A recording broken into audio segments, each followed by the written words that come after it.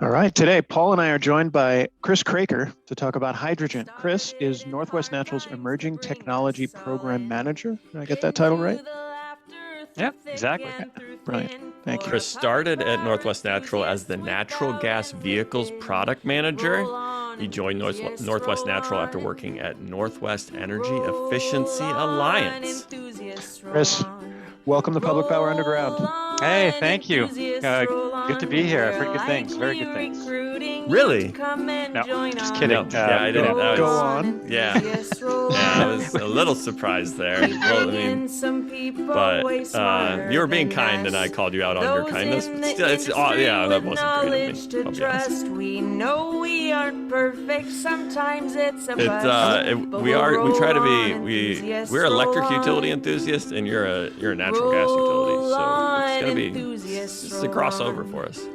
We need each other. I think we're going to get into that in a little bit, but I think we need each other. So this is a good conversation to have. Fully support. Yeah, that's true. Before we move on to the Natural Gas Vehicles Program Manager, and so I mean, is this still a thing? Is it going to be a big thing, and I'm going to be surprised by it? Well, he's no longer that. He's no longer that. So it is a question of like, are you no longer that because you realized it wasn't a good career move? I was not trying to dig, just to be clear. More curious than anything else, but it's a fair question either way. Yeah, so let's be honest, natural gas vehicles have never really been a big thing in Oregon. We really haven't had the support we need from a variety of different areas to really make it as big as it is, not only in California, but in other areas of the world. Some areas of the world, there's tens of thousands of vehicles out there, then there's everywhere, right? But in Oregon, you and I don't see them every day unless you see a waste management truck going down the road. Pretty much, I think almost all of our waste haulers are all CNG vehicles. And, that's really been that core segment. But, other than that, really has not taken off. And then now we're looking at a point where, electric vehicles are starting to make sense, at least at the consumer scale. Still, who knows what's going to happen at the larger vehicle scale. Maybe that'll be the hydrogen play. But yeah, you're right. You don't see a whole lot going on here in Oregon. When I was doing the research on your LinkedIn page, that search notification on your LinkedIn page was me. Well, I was at least one of them. You started like motor something institute as one of your early stops in like Minnesota. What's the story there? You're into cars? Yeah, so originally from Canada, you're going to hear that in the accent. I'm going to say house and about, and you're going to be like, that sounds a lot. Project, yeah. I have adapted, but it still comes out. So originally from, Winnipeg, middle Canada, and started off working for a bus company making, Greyhound intercity coaches type thing, and got my feet wet in the automotive industry. Did that for about 9 years and moved to Minneapolis to continue kind of in that industry. Worked for a refrigeration company that did over-the-road refrigeration kind of stuff, air conditioning. And then moved over to the West Coast and worked for NEA, Northwest Energy Efficiency Alliance for a little bit, and then moved over to Northwest Natural. So this role as the product manager for natural gas vehicles, that's like back to your roots in big commercial vehicles. That was how this worked. That's how you got into our space, energy space. Exactly. Okay, we've solved it, Matt. Well, it all done. makes sense now. Less than 5 minutes, and I've learned a whole lot. This is yeah. Okay. Time well spent. Well, the main purpose I had for inviting you, Chris, was because I needed someone to explain to me all of the colors of hydrogen. There's I don't know. There's like green, there's blue. I don't. There's maybe a brown. I think I've now discovered there's something like a pink of some sort.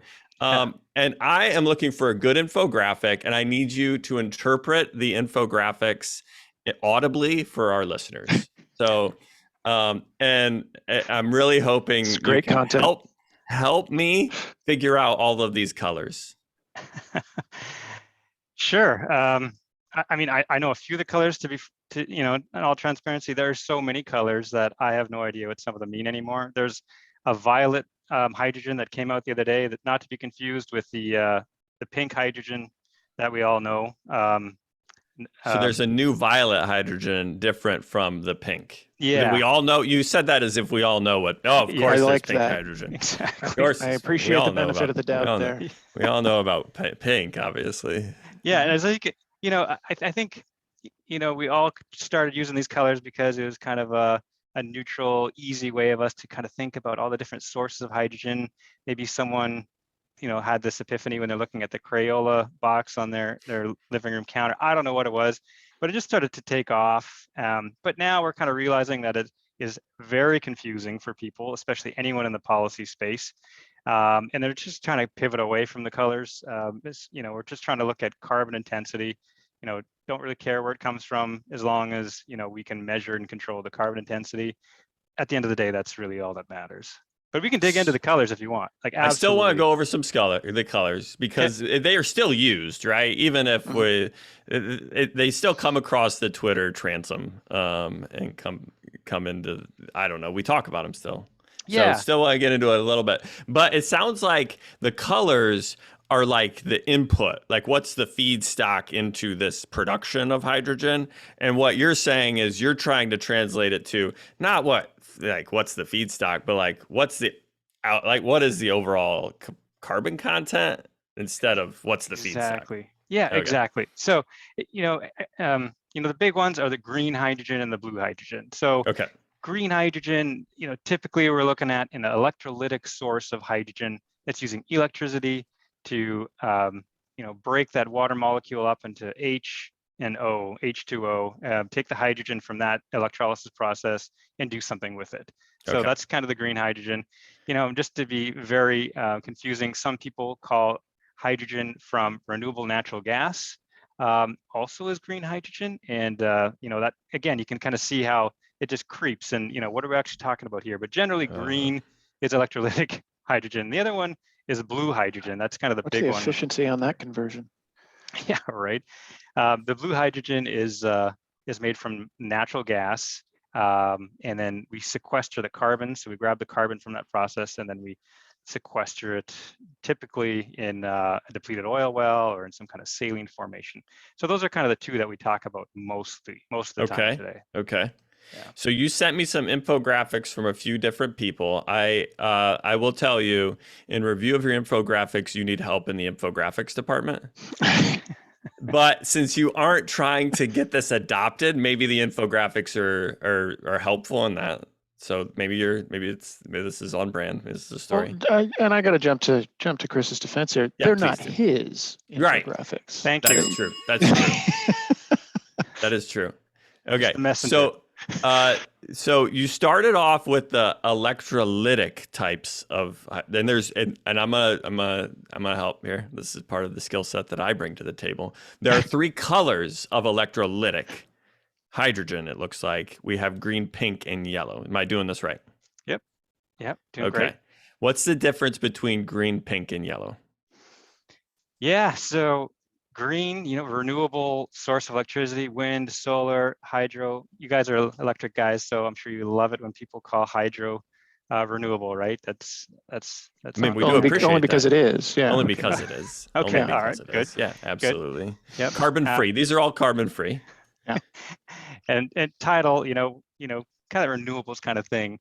And the pink, that's the nuclear option there. I don't know why it's okay. pink. So somebody felt the need to distinguish between carbon-free renewables and carbon-free nuclear and coming up with the color coding. Okay, I can see why you want to move away from this. So why are there 2 colors for nuclear? That is something it's purple and pink, and it's not violet. Well, it depends on which link, I think, right? But I don't understand why. Can you imagine the policy conversation? Are we talking purple here, sir, or pink, or is it more of a violet? It's just totally confusing. Okay, but then the other, so those are the 3. And the yellow is it. What's the yellow? It's just anything else from grid. Electricity. Okay. Yeah, grid. To be honest, I've never seen that one before. No one talks about yellow hydrogen. Maybe I'm just not in the loop there. Well, it's like yellow snow, right? You just don't, you know, warned about it, but we just don't. Yeah, exactly. Yeah. Okay.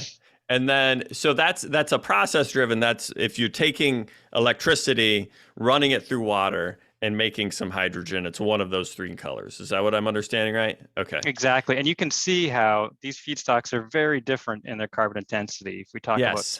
just grid power compared to, wind, it's all electrolytic hydrogen, but very different carbon intensities. Okay. Well, it depends on whose grid, of course. I mean, if it were eWeb's grid, it would still be some pretty minimal carbon intensity from a GHG That's perspective. true. You guys are pretty squeaky clean there. Yeah. Do you Gotta want throw to that out there. brag on eWeb? Klatskanite is also really clean. Okay. Okay. We're very good up here in Klatskanite. Okay. Okay. So the other colors, right? So I'm looking at the infographic. I've got blue, turquoise, gray, brown, and there's also black. This is really interesting. They're from different feedstocks and they use different processes. It's a whole smattering of differences here, it sounds like. Yeah. So the blue is basically gray with carbon capture. So gray okay. is just natural gas. Exactly. Yeah, pretty much all the hydrogen made in the world today is all gray hydrogen. You just take natural gas, they reform it, make carbon dioxide and hydrogen, and that's by far the cheapest method. And of course, that's why it's ubiquitous. But if you capture that carbon dioxide and sequester it, it becomes blue hydrogen. And now we're getting like really into the weeds. If it's CO2 gas and sequestered, that's blue hydrogen. But turquoise hydrogen, you're going to see there right below the blue, is hydrogen made from natural gas using methane pyrolysis, and that's reforming the natural gas into hydrogen, but solid carbon. So you don't have this gas that you're trying to stuff in the Earth's crust, and you actually have a powder. And this powder, you can use it to make carbon fiber. You can use it to make tires. You can put it in a landfill. You can put it in a mine. You're not really bound by this gas anymore. And so there's a lot of new technologies coming out with pyrolysis that are very, very promising. Like the Monolith project that just got announced, they got $1 billion DOE loan to build a turquoise hydrogen plant. So if that works, that could be pretty exciting. So that's what they're talking about with this turquoise thing, is you're actually coming with a solid carbon.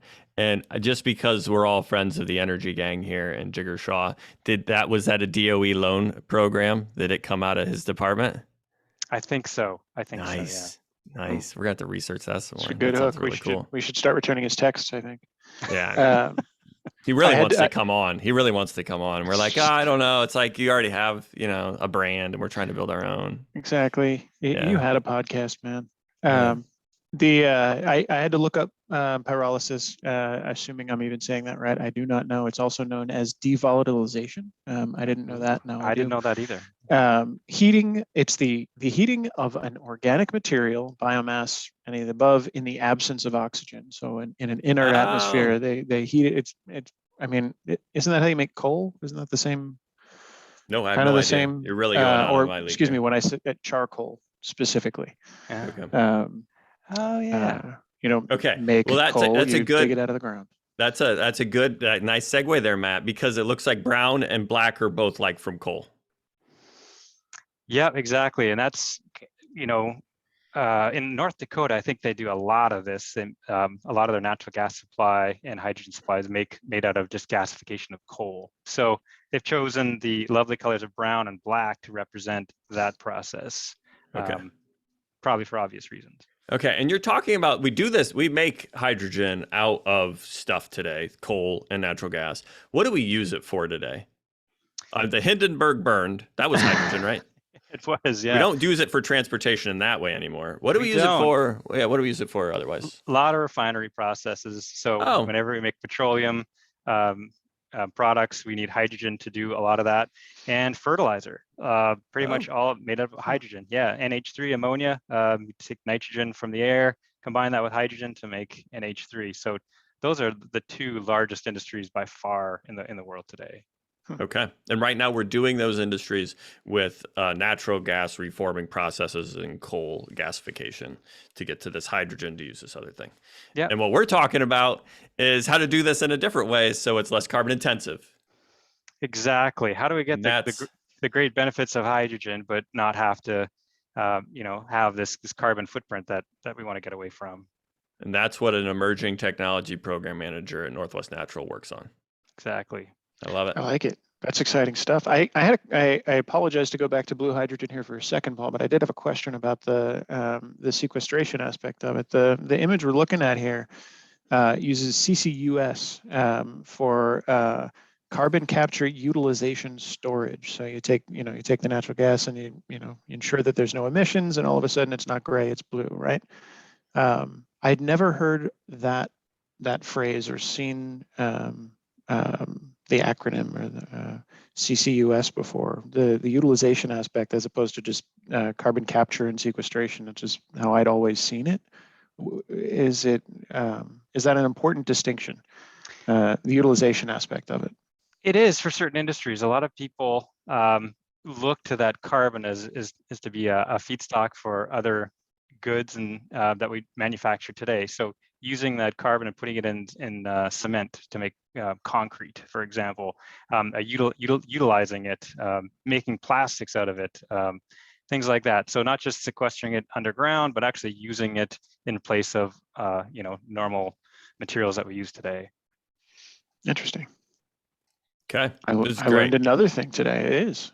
I learned a bunch about carbon. My main takeaway is we're trying to go to just what's the carbon intensity of this hydrogen instead of what is the color of this hydrogen, which is a colorless, odorless gas, I assume. Colorless, odorless, it is, yeah.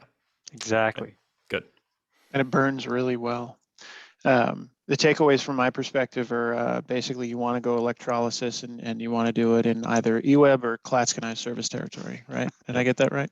You take nothing else away. That's the main message there. Perfect. You heard it here first, folks. Electrolysis or paralysis? Paralysis sounds fun. Pyrolysis? Paralysis does not sound fun. No, pyrolysis? P-Y.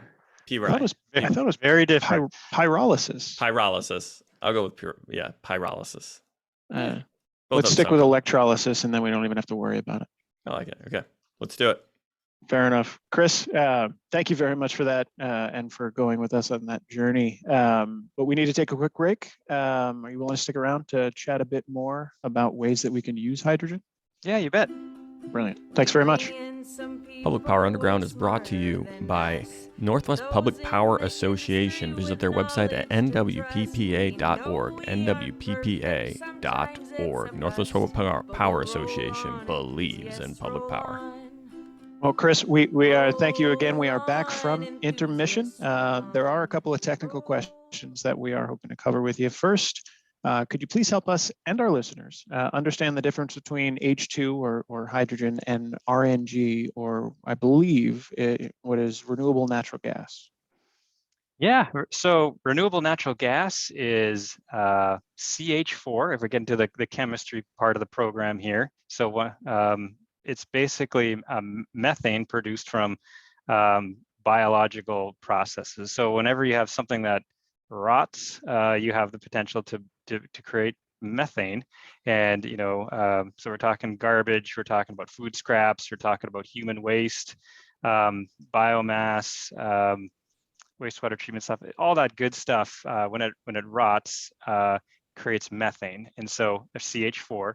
And we grab that, we cleaned it up, we put that in the pipe in place of fossil CH4, which we get from typically just drilling a well for that, and identical chemicals, but just one is from a biological process. And H2, hydrogen, is just two hydrogen atoms combined together to make a hydrogen molecule H2, which is like you mentioned before, a colorless, odorless gas. It's very similar in properties to methane, but it's different enough such that there's a little bit of work for us to do before we can put it into our pipe, which I think we're going to talk about in a second. But yeah, hopefully that answers that chemistry question. You're muted, Matt. So I'll pick up the moment here. So it sounds like it's more like John Hart, UWeb's John Hart, who is an intellectual leader in my life. He made the distinction between biogenic sources and anthropogenic sources. So is that another way to think about methane that comes from dinosaurs that we dig up anthropogenically, and methane from our biosphere that comes through natural processes? Can I do that? You can. That's perfect. Yeah, you got it even more detailed than I can do. Thank you, John Hart. Shout out to John. I will pass that along and make sure that he's aware of it. Thank you for that. I mean, I hope Apologies he for late. listens. I hope he listens. Oh, he I don't- does. Yeah, okay. He does. I can promise you that. I think on top of all that, they're really fun words to say, biogenic and anthropogenic, and we don't have to worry Yes. about the the pyrolysis issue. Earlier, I had a question about the molecule you're talking about comes from rotting and associated processes, but and when we smell natural gas, there's something bad about that smell, the rotten eggs and so forth. But methane in and of itself doesn't actually have an odor associated with it. Correct. What do you add? What do you guys add to the to our infrastructure to make it smell so bad? It's called a mercaptan, and it is really, really, really smelly. I think our noses can sense it in parts per billion. I mean, just really horrible stuff. And just thinking back to, I don't know where I was. Was it university? One of my professors said it's the same chemical from that emits from a decaying body. So our body like smells that real quick, and we've grown to identify natural gas with that smell. Yeah, it definitely gets a reaction. Well done. Thank you. Sorry for the diversion. I appreciate it. But so my second real question, with respect to quote unquote greening the natural gas infrastructure here in the Northwest and throughout the country, a la Oregon's SB 98, for example. Let's just say that we don't know much. You may have already come to that conclusion on your own throughout this conversation. But what we do know is that there's an existing network of natural gas pipelines throughout the country and throughout the Northwest, distribution lines, one of which runs to my house. We know that the molecular structure of hydrogen, we just talked about that. We've got H2, you've got CH4. And what I assume, but I don't actually know for certain, is that the differences between those two things prevent H2 from being a direct substitute for the CH4 molecule in what we have in place today. Is that accurate? Yes and no. So a one-to-one replacement, like changing it overnight to 100% hydrogen to from 100% natural gas to 100% hydrogen, we couldn't do with the existing system overnight today, just because of the differences in the gas properties. Just a few different things. Hydrogen has a lower energy content per cubic foot. It's about a third that of natural gas. So immediately overnight, we would only be able to deliver about a third the energy that we do today. So right away, that's not going to work for our region, and our burners and things like that, and our appliances, they are designed to work with that natural gas gas, and they will work not quite right with 100% hydrogen. So we can't just do that flip of the switch today, but what we can do is we can blend today. So if you look at gas companies like Hawaii Gas, they've been blending about 12% hydrogen into their natural gas system for about 40 years now. So, we're looking at blending. This is not, cutting edge stuff. It's things that have been done for a very long time by others. And so we think we can get up to about 20% with our existing system right now. And that's looking at our existing distribution system, materials compatibility, appliance compatibility, and things like that. So is it around seals and stuff? Because CH4 is at least a bigger molecule than H2. Is it around seals and pumps and stuff, or is it just the energy density? There's H2, you just need more of throughput or something like that? Yeah, so it is around seals and the material compatibility. So we're looking at that based on experience from entities like Hawaii Gas. It's a non-issue, but we want to make sure that anything that we're using specifically in our system isn't going to be affected by that. It is a smaller molecule, but as someone from one of the organizations we work with, if you compare it to a baseball and a softball, that's kind of the difference in sizes. Okay. It's about a 30% difference. So is it smaller? So is it more reactivity when it comes to materials and seals and stuff? Exactly. Hydrogen likes to bond to things, and sometimes it causes some materials to degrade. And it just depends on what kind of material it is, what kind of uses it's being used under, pressures and things like that. And so Okay. we're looking at some seals. We're looking at steel lines.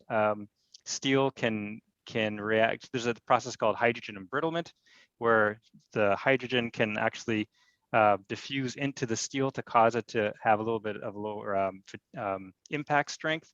But that's really at high pressures and high cycle pressure cycles. So today we don't think that's going to be an issue on our distribution system. Maybe more of a transmission line issue. Okay.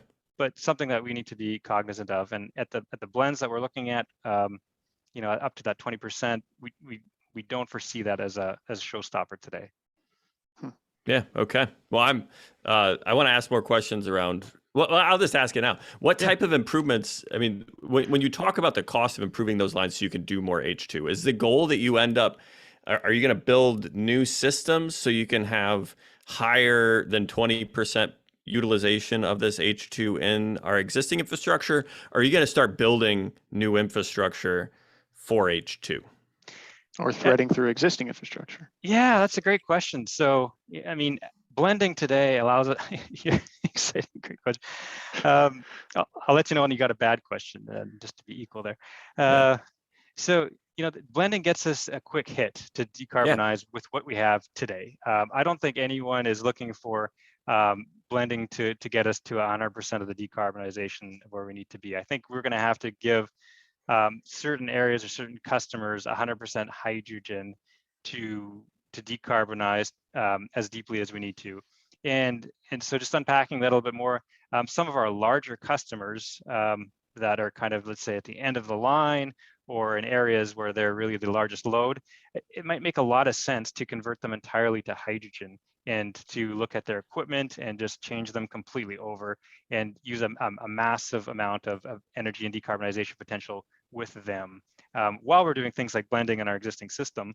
But that's kind of, how we're looking at things. Well, I suspect one of your larger users maybe is power generation, which is a great segue to the next question, Matt. It's a fantastic segue. Thank you. So it does sound like there's a limitation on how much we can substitute given what we have in place, but that's distribution infrastructure. What about utilization? What about natural gas-fired generators, for example? I hear stories about what LADWP is doing with conversions there. I want to say, it starts with a W, and I'm not going to remember right now. The German company that makes turbines. The Wurzels? That's it, Wurzel. Wurzel. And if that's not right, then I'm hoping you'll fix it in post. But you know where I'm going with this, right? There's a lot of conversation about making sure that we've got the ability to adjust if and when the supply becomes more readily available. So what can we do today, and how do we get to that future point? So from what I understand from electric utilities, and you guys can definitely correct me here, the existing turbines that we have here in Oregon, a lot of them are really compatible with a good amount of hydrogen today, upwards of 30, maybe even 40%. That's kind of what I'm hearing around the water cooler type thing. So we can blend a lot of, that's a lot of gas going into those turbines that we can just blend in today. And so it might make sense to do that sooner rather than later. I think long term, there's definitely some research going on to 100% hydrogen turbines, but I don't think we're quite there today. But as you do retrofits and maybe bring on new hydrogen plants, that'll be an option. So that's a big usage potential for hydrogen to help decarbonize not only the gas system, but the electric system in the future. I think some of our friends at Portland General Electric may have some more insights onto this. Maybe we can find a friend that could come talk about hydrogen in combined cycle plants and stuff. What do you think, Matt? We know somebody there? I think so. We'll have to double check. To find somebody. Wartzilla. It was can Wartzilla. You say, yeah, I'll just say it one more time really clear, and I'll go edit it in later. Wartzilla. That's right. Thank you. That's good. Perfect. I love what we're doing here. All the new words today. All the new words. Exactly. And I can't believe I forgot Brene Brown. I'm really embarrassed about that. Maybe I'll edit that out in post. There are a lot of other industrial processes that use natural gas. I recently listened to a Volt podcast that they talked about decarbonizing these industrial processes and the scope of that work. The green hydrogen, the carbon free, low carbon intensity hydrogen is a solution for some of these industrial processes that you need like process hydrogen for. I think green steel uses hydrogen as a major component for steel production. We have a lot of paper mills in the Northwest. Is there anything, can you talk to how that may work? What type of, infrastructure improvements or equipment changeouts would be necessary for like paper mills? For some, if somebody's interested in paper mills, hypothetically. Someone might be interested in paper mills in Oregon. Not sure. Hypothetically, yeah. Maybe it's a large load. Yeah, a lot of process heat going on there, heating things up, water. I am not a pulp and paper wood kind of expert by any means, but all I know is they heat a lot of things up, and they got a lot of burner tips. And so hydrogen lends itself well to just taking the place of natural gas and in that equipment. There does need to be a little bit of design work just to make sure that the burner, like I was mentioned before with standard appliances, works with that gas, which is a little different. Hydrogen burns a little faster, and has a little bit of a different flame temperature. It burns a little hotter actually than natural gas does. So we want to make sure that equipment, that bespoke equipment that they're using, can work with the hydrogen. But ultimately, we don't see a huge difference there in how they use that energy in their processes today. So burn natural gas to heat water, burn hydrogen to heat water. Should work out okay. Obviously, I maybe I don't know what I don't know there, but we think we can do a lot of load shifting to that new gas. So can you talk a little bit about the infrastructure needs to get the hydrogen to these large loads? So the infrastructure requirements at the paper mill, if we got to change out a bunch of burner tips that may make sense. And that's there's a lot of engineers that can probably do that pretty well. But getting it there, are you thinking about solutions and looking at, grants and stuff like that to get it? You talked about end of line instances where maybe you can get to full 100% hydrogen faster than just blending. Can you talk a little bit about how you're thinking through when and where and how to do that? Yeah, or end of line or hubs, areas where there's a clustering of industry that can really take advantage of a 100% hydrogen system. That's kind of how we're looking at it. So having dedicated hydrogen lines, either repurposed natural gas lines or newly constructed hydrogen specific lines to serve those huge loads and clusters of industry that we have. We have definite pockets throughout Oregon where we have a lot of activity going on, and it might make sense to either move hydrogen there or create hydrogen there to decarbonize those industries. And the nice thing about that is we could decarbonize our region really, really quickly and really, really efficiently just because of those clusters. So there is some monies coming down the pipe or down the pike, depending where you're from some infrastructure funding that was passed last year at the federal level. There's about $8 billion that they have set aside for these hydrogen hubs. And we're hoping that we might be able to get one here in the Pacific Northwest. They have to produce or fund a minimum of 4, but hopefully at least one of those 4 can be up here. So we'll see. So you're putting in an application packet. We got Jesse Jenkins' spreadsheet up here, Google Sheets. The Underground is very familiar with this Google Sheets because we've talked about it before. We got the $8 billion in here from the Infrastructure Investment and Job Act. So is Northwest Natural trying to is a grant funding in there? You putting in an application? We'll see. Is that trade secret? Is that trade secret? You can't tell me. I don't know. It's a lot going on in there. We're definitely looking at getting some partners to figure out how to do that kind of thing. For one of these hubs to work, you really need four parts. You need production, storage, transportation, and ultimately usage. You need someone that's going to use these molecules.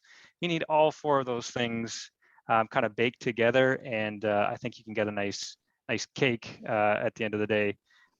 if you're missing a piece, it's probably not going to work. So right now we're working with partners to see which pieces they can take on. We can definitely take the transportation piece, maybe the production piece, not sure. Definitely the storage piece, but we're going to need some other people to sign up for doing the offtake. And how big are these hubs? So you talk about trying to have, you need all of these components to make the hub work from production to usage. How big is the usage hub? Is like, are we thinking about like, hey, there's end uses for like transportation too, or are we thinking like we need a bunch of paper mills really close together? You know, to date, that has been a little bit nebulous as how big these hubs are going to be. You know, what they kind of look like. It definitely has not been defined yet. So we're all kind of waiting to see, you know, what exactly are they looking for. But you know, in my opinion, they're probably going to be around $1 billion infrastructure investments, maybe 1.2. And you know, if you have all four of those pieces together, you know, look at the pipelines involved, you might be decarbonizing one of our major customers, maybe a pulp and paper mill or two in the region. If that gives you kind of a squishy feel how big they are. Yeah, I was curious about how far $1 billion goes in this type of infrastructure package. So, I mean, that makes sense. Thanks. Yeah. So Don't hold me to that though. Don't hold me to that though. I mean, I am gonna hold you. I'm gonna early have days this, on that. and when I see that, I will send you the link to this episode, and I will say you said it via paper mill. Well, Paul, my next. I was going to say, Chris, that was very specific, just from a dollars perspective and from an end use perspective. And so you said, you know, you didn't really know if you're going to be doing this. I mean, what if we were to promise we wouldn't tell anyone? Just framing them, you know, just like the colors, the Crayola. Hey, that's a good idea. I picked some numbers and some examples, and hopefully they're as useful as the colors. Useful as the colors. I love it. This is great. Well, at least as useful as the colors. At least as useful as the colors. I still don't know why nuclear has two colors. But you may not know the answer to this, but it is something I'm curious about. Kind of doing the conversion from thinking about this along the lines of how the hydrogen is produced via electrolysis. What kind of what are we looking at from size? You know, let's assume that we get one of those hubs, and let's assume it does all of the things that you said, and we're looking at the higher end of the 1.2 billion. Mm-hmm. We're talking about 5 megawatts. We're talking about 20 megawatts. Had some conversations in the past with Douglas and some of the stuff that they're doing up there. They've got, you know, the potential for they're talking about maybe putting in 20 megawatts of electrolyzers up there, just contiguous with the dam, and so kind of where we're looking at with respect to that and scale wise. So yeah, that's another great question. Not you know, I'm gonna, you know, say that to both Paul and you on that. I don't feel like you've said that to me very much. Mostly to Matt. You had your win. You Okay. had it. Hey, Okay. I'll take all I can get. So when we look at, you know, offtake, someone's going to have to pay for that hydrogen, right? So if you're talking, you know, using electricity to make hydrogen in the Pacific Northwest, you know, the price of electricity is relatively high here compared to other areas of the country. And Whoa, I take that personally. well, let's look at Texas. If I look at solar and wind in, you know, West Texas, that's like what, half cost for PPA out there? At $9,000 a megawatt hour, I don't know if you hit the price cap there. Well, 5,000 and then 9,000. Yeah, just anyway. Yeah. So yeah, it's cheap, but then there's cheap power. Then there's free, and then there's power you pay to take. So we'll see if we can get electricity that's cheap enough to make green hydrogen work with a hub here, because at the end of the day, someone's got to pay for that hydrogen, right? So that's still going to be a gas that's much more expensive, likely today, than renewable natural gases or other options out there. So at that scale, we need to find a customer for it. And so, you know, go ahead. I was actually wanted to ask about this, and I didn't prep you in the notes, so we can cut this in post if there isn't. Is there like an inverted heat rate on this process where you can think about at power, like because the heat rate for converting natural gas to electricity is like, 6,700, 10,000 BTUs per kilowatt hour. Is there like an inverted heat rate on the other process, so we can think through, at power prices at $40 a megawatt hour, the dollar per BTU equivalent for hydrogen would be $6. Is there something there? Because to me that's how I would be helpful for my brain, because we're used to heat rates. Yeah, Well, if you and could I think go ahead. I was just going to say part of it's going to depend upon the technology you're using too. Are we talking about what type of electrolysis? Are we talking about a particle exchange membrane? Are you talking about just cracking the water? Right. But I think, and I was where I was going to try and lead you with this, Chris, if I could, and apologies if we can't get there, is I think that there is talk of a number where hydrogen becomes economic for long haul trucking. And that in particular is something I'm interested in. Yeah, so maybe the inverse heat rate here is if you use 55 kilowatt hours per kilogram of hydrogen, that's kind of the efficiency to make it. So you can do some quick math there to see, I got to write this down. I'm going to save it for later. It was what? $55? 55 kilowatt hours. Oh, kilowatt hours. Per kilogram of hydrogen. Yeah, and each kilogram of hydrogen is about 135,000 BTUs, so 1.35 therms. Not sure what you guys use to do your heat rate stuff there. It's not therms. No, it's good. That's helpful. I'll do the math in post, and I'll put it in the comments. Good, but yeah, so to get on par with, let's say, RNG, we need power, $30 per megawatt hour or lower to get close. Like you said, free is a lot better. Curtailed power right now in the Pacific Northwest, you guys know better than I do, but not nearly as much, let's say, California. That as we move to more renewables, that the number is going to grow, obviously, but I think free curtailed power isn't very abundant today. And so for this hub that's coming up, I'm not sure what that ultimate price of power would be feeding it. And that's basically going to dictate, the size and who's willing to put in how many megawatts of electrolysis. It's going to come down to what kind of power price could go into that, and then who's going to match up with that offtake. Yeah. Just remember, you get what you pay for, Chris. Well, that's the thing, right? If you want cheap power, you're going to end up with cheap power. It'll be curtailed. We're reliable up here. That electron, it's very different. I tried. Yeah, it was good. We are running out of time. This has been great. I just really went some places. We were really dorky on this one. Good job, Matt. Good job, Chris. Sorry, flying those true colors. Good. So yeah, no, we did, and it has been fun, and I appreciate it. We Paul and I focus on the things that confuse us and interest us here, and so thanks for taking the journey. This portion of the interview was included in our regular episode, so I'm going to take a quick break for a word from our presenting sponsor, the Energy Authority. The Energy Authority's mission is to help clients maximize the value of their assets and meet their power supply goals. TEA does this by providing expertise in energy trading, advanced analytics, renewable solutions, and a whole lot more. You can learn more about TEA by visiting their website at teainc.org. That's teainc.org. The Energy Authority. They're as underground as it gets. Now back to Matt and Chris to close out the episode. Yeah. Oh, this has been fun. Thanks for the conversation. I was going to ask you about Ted Lasso. We already did that. I'm glad you watched the show. I got a believe sign over here. I got a believe mug. Yes, I do. Believe. Dang, you're all in. You're all in on Lasso. Man. He is all in. He has a lot of stickers too. I do have a bunch of stickers. Yeah. You know what? It was a hard time. The pandemic was a hard time. It was a glimmer of hope and positivity, and really just it's rough.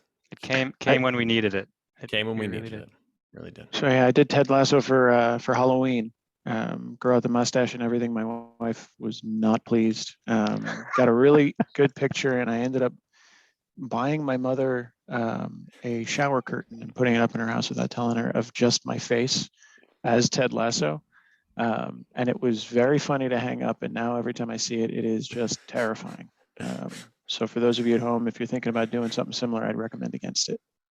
But I'm going to yeah, share it my was story. Very similar hilarious story. for a little that while. My son dressed up as Ted Lasso as his favorite character for like take your favorite character at school day. He has not watched it, but he did dress up as Ted Lasso. There was so much pride in my heart when he did that. I'm sure your mother was very proud. Has your mother watched Ted Lasso, Matt? Yes, absolutely. It would have been a really confusing joke otherwise. Why does my son have this weird hair and a mustache on my shower curtain? But going back to your son, Paul, the best part was the mustache on the mask. Oh, mustache on the mask. It was very innovative. Right? Yeah, it's very innovative. What character would you be? I'm gonna do it anyway. What character would you be if it was if you were a character in Ted Lasso, Chris? Which character are you? Oh man, that's a tough one. I mean, everyone loves Ted. I mean, everyone's rooting for Ted. I gotta be Ted. I mean, You okay? who else would you pick? Well, I don't know. I had Who else Roy are you? picked for me, so I didn't really have a choice there. Yeah, true. I'm rolling. So long this as it's Leslie. not Nate, I think we're all okay with it, right? Yeah, no. Nate started first- off strong though. You got to give it to Nate. We were all rooting for Nate. When it We took a still turn. are. We still are rooting for Nate. Yeah, redemption arc. There's a I think redemption. justice for Nate would be a good. Is he that's what I wanna redeemable? say. I mean, There's got to be a redemption arc. Let's wait for it. Okay, that's it. Let's do it. Close it out, Matt. Let's get out of here. Okay, I'll do my best. Chris, thank you very much once again for the conversation. Sincerely appreciate you taking the time. Paul is going to place links to all reference materials and everything mentioned, and apparently some math in the show notes. Thanks very much. This was a lot of fun. Hope to have you back. yeah, it was a pleasure. Thanks a lot for asking me on, and had a great time. Thanks a lot. Talk to you soon. See ya.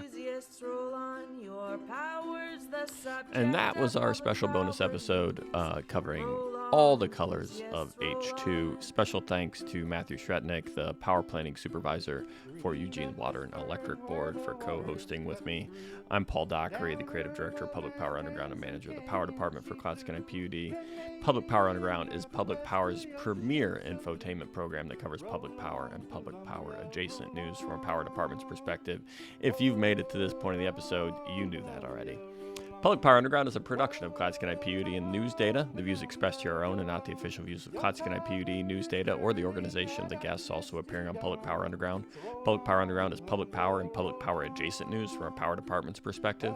It's written and directed by Clatskanie County PUD's power department, led by me, Paul Dockery, and it's edited and published by the stellar team at Pioneer Utility Resources, led by associate producer Sarah Wooden. Our theme song, Roll On Enthusiast, was rewritten, performed, and recorded by Aaron Guillory and Ian Bledsoe. Special thanks to TEA and the Northwest Public Power Association for sponsoring this content. Please send them a note, let them know you appreciate their sponsorship. Public Power Underground for electric utility enthusiasts. Public Power Underground, it's work to watch.